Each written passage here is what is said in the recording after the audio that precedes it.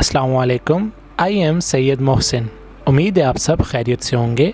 आज हम बात करने जा रहे हैं प्रोनाउन और उसकी टाइप्स के बारे में।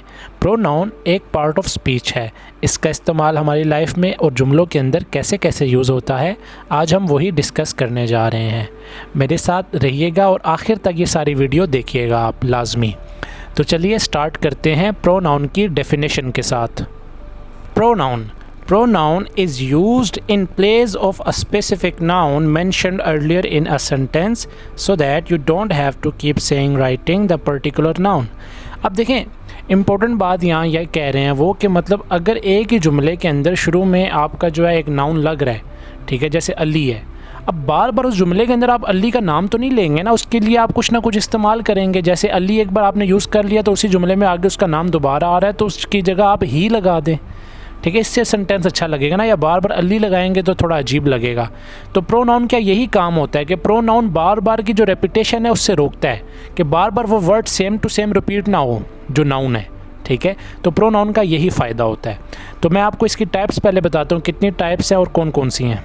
Types of pronoun: subject pronoun, object pronoun, possessive pronouns, reflexive pronouns, relative pronouns, demonstrative pronoun, interrogative pronoun. तो ये इसकी 7 ऐसी टाइप हैं, ठीक है, जो बहुत इंपॉर्टेंट हैं और कॉमन हैं, जो आपको लाजमी आनी चाहिए हर लिहाज से, चाहे राइटिंग हो चाहे स्पीकिंग हो। पहली टाइप की तरफ चलते हैं, सब्जेक्ट प्रोनाउन, ठीक है। Subject pronouns work as the subject of the verb in a sentence. A subject pronoun normally replaces the subject object of the previous sentence. Subject में आपको टेंसेस में भी बता चुका हूँ, जुमले में जो काम करने वाला शख्स होता है उसको हम कहते हैं। अब बात यह है, एग्जांपल ज़रा देखें, जो मैंने डेफिनेशन में बात आपको समझाई है। एक ही नाउन बार बार एक जुमले में अगर हम रिपीट करें तो अजीब लगता है, ठीक है। Umar can not attend the party, he has gone to his grandparents. अब इसमें देखें, उमर जो पहले लगा, अगर हम दोबारा उसकी जगह अगले जुमले में भी उमर कहते, उमर हैज़ गॉन, तो अजीब लगता। हमने क्या किया कि हमने नाउन को इस्तेमाल कर लिया। ही क्या है? नाउन, ठीक है, सब्जेक्ट प्रोनाउन। तो इसको हमने इस्तेमाल करके उमर को बार बार रिपीट होने से रोक दिया, जिससे जुमला बेहतर हो गया, ठीक है। नंबर 2 देखें, Iqra is a good story teller, ठीक है। इकरा मतलब अच्छी कहानी बताती है या अच्छी कहानी बताने वाली है। उसके बाद देखें, she told a ghost story that scared everyone. अब इसमें क्या, इकरा का बार बार नाम नहीं लिया मैंने, अगले जुमले में इकरा के लिए मैंने शी का लफ्ज़ इस्तेमाल कर लिया, जो ज़्यादा प्रॉपर लग रहा है, ठीक है। तो इसलिए इनका इस्तेमाल करना लाजमी होता है। प्रोनाउन बहुत ज़्यादा मदद करते हैं जुमले को खूबसूरत बनाने के लिए। इन दोनों जुमलों में, ऊपर वाले जुमले में ही सब्जेक्ट प्रोनाउन है और नीचे वाले जुमले में शी। इसी तरह आई, वी, यू, दे, ये सारे जब यूज़ हो रहे होते हैं सब्जेक्ट के तौर पे तो ये सब्जेक्ट प्रोनाउन होते हैं। Object pronoun: object pronouns work as the object और indirect object in a sentence replacing the antecedent object. This form of the pronoun is also used after preposition। मतलब इतना लंबा सोचने की आपको ज़रूरत नहीं है, डेफिनेशन आपको लंबी लग रही होगी तो बस आप ये ध्यान में रखें, object pronoun work as the object और indirect object in the sentence, ठीक है। यहाँ तक भी डेफिनेशन रखें तो कोई मसला नहीं है, ठीक है। मतलब आप बस ये समझें, जिस चीज़ पे काम हो रहा होता है जुमले के अंदर, ठीक है, वो ऑब्जेक्ट होता है। पहली एग्जांपल आप देख सकते हैं, you have a gift of your boss, give it to your boss, ठीक है। अब जिस जुमले में आप देखें, यू जो है वो तो ज़ाहिर बात है सब्जेक्ट है ना, सब्जेक्ट प्रोनाउन जब टेंसेस में हम यूज़ करेंगे, ठीक है। तो अगर ये टेंस होता तो ज़ाहिर बात है कि आपको पता है शुरू में जो यू है ये क्या है, सब्जेक्ट प्रोनाउन। लेकिन जो ऑब्जेक्ट है, ऑब्जेक्ट प्रोनाउन क्या है, किस पे काम हो रहा है, गिफ्ट पे। तो गिफ्ट के लिए हम आगे जाके क्या यूज़ कर रहे हैं, इट।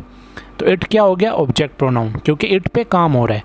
नंबर 2 देखें, she will give you a present on your birthday. Present मतलब आप कह सकते हैं गिफ्ट को, ठीक है। अब इस जुमले में भी देख सकते हैं, शी जो है वो तो सब्जेक्ट प्रोनाउन है क्योंकि वो काम करने वाली है, ठीक है।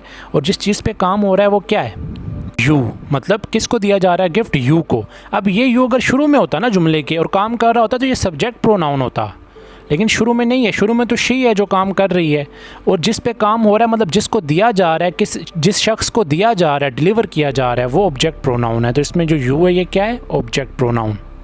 उसके बाद देखिए पोजेसिव प्रोनाउन, इसकी डेफिनेशन को थोड़ा आपने समझना है, ठीक है। ज़रा गौर से देखें मैं क्या पढ़ रहा हूँ, ठीक है। Possessive pronouns replace the nouns of the possessive adjective. ये जो लिखा हुआ है ना पोजेसिव एडजेक्टिव, ये पोजेसिव एडजेक्टिव है माय, और, योर, हर, हिज, देयर, इनको नहीं समझना ये पोजेसिव प्रोनाउन है, वो सिर्फ बता रहे हैं कि ये पोजेसिव एडजेक्टिव हैं। जब इनको हम पोजेसिव प्रोनाउन करेंगे तो क्या हो जाएंगे, the possessive pronouns are mine, ours, yours, hers, his, its, theirs. ठीक है, मतलब जुमले के आखिर में आ जाएंगे वो। ठीक है, जब जुमले के आखिर में वही चीज़ें आ जाएं, ठीक है, जिनके उनके साथ साथ एस लग जाए तो वो क्या बन जाएंगे, पोजेसिव प्रोनाउंस। ऊपर वाले नहीं हैं, ऊपर वाले पोजेसिव एडजेक्टिव हैं, वो सिर्फ आपको समझाने के लिए कह रहे हैं। ठीक है, अच्छा, उसके बाद है द प्रोनाउन, उसके बाद देखें लिखा आखिर में the pronoun who also has a possessive form, whose. जैसे हु है ना, वो कह रहे हैं कि हु को अगर आप पोजेसिव प्रोनाउन बनाना चाहते हो तो वो हुज बन सकता है। ठीक है, एग्जाम्पल्स की तरफ चलते हैं। उसके बाद एग्जाम्पल्स देखिए, इज़ दिस योर्स, पहला जो जुमला है इसमें देखें योर्स क्या है, योर्स मतलब मलकियत की बात हो रही है, क्या ये आपकी मलकियत है, योर्स। ठीक है, क्या ये आपका है, तो योर्स इसमें क्या है, possessive pronoun. Number 2, those 4 suitcases are ours. ठीक है, इसमें क्या है, आर्स आखिर में आ रहा है और मलकियत शो कर रहा है, possessive pronoun. Their vacation will start next week, ours is tomorrow. ठीक है, रिफ्लेक्सिव प्रोनाउन सबसे फेवरेट प्रोनाउन है मेरा ये, और बहुत आसान भी है। Reflexive pronouns are pronouns that are used to refer back to the subject in the sentence. अगर मैं आपको आसान लफ्ज़ों में बताऊं, ठीक है, अगर आपको समझ नहीं आ रही तो आसान लफ्ज़ों में ये है कि जिन वर्ड्स के आखिर में सेल्फ का लफ्ज़ इस्तेमाल होता है। एग्जाम्पल्स देख लें, she allowed herself more time to get ready. ठीक है, अब इसमें क्या है, हर सेल्फ, वो अपनी बात करिए, मतलब वो अपने आप को जो है ना टाइम देती है। ठीक है, अपने आप को, हर सेल्फ। ठीक है, तो आप इस सेंस में आप देख सकते हैं कि हर सेल्फ, हर के आखिर में सेल्फ का लफ्ज़ इस्तेमाल हो रहा है। इसी तरह दूसरा जुमला देख लें आप, the computer restarts itself every night, मतलब जो कंप्यूटर है वो रोज़ाना खुद रात को जो है ना स्टार्ट हो जाता है, खुद, इटसेल्फ। ठीक है, ये भी आपका इटसेल्फ क्या है इसमें, reflexive pronoun. We told ourselves that we were so lucky to be alive. ठीक है, मतलब हमने अपने आप से कहा कि हम बहुत लकी थे कि हम जिंदा हैं। ठीक है, तो अब इस जुमले में आप देख सकते हैं अपने आप, और हम ज़्यादा लोग हैं, जब ज़्यादा हो जाते हैं ना तो सेल्व्स हो जाते हैं वी के साथ। ठीक है, याद रखें आप, तो ये रिफ्लेक्सिव प्रोनाउन है।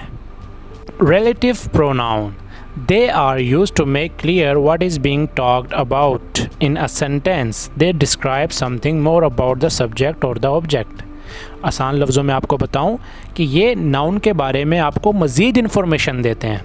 ठीक है, मतलब जिस चीज़ की बात हो रही है शुरू में जुमले के अंदर, उसके बारे में मज़ीद इन्फॉर्मेशन देते हैं, फर्दर इन्फॉर्मेशन देते हैं। एग्जाम्पल देख लें आप, the car that was stolen, ठीक है, was the one they loved most.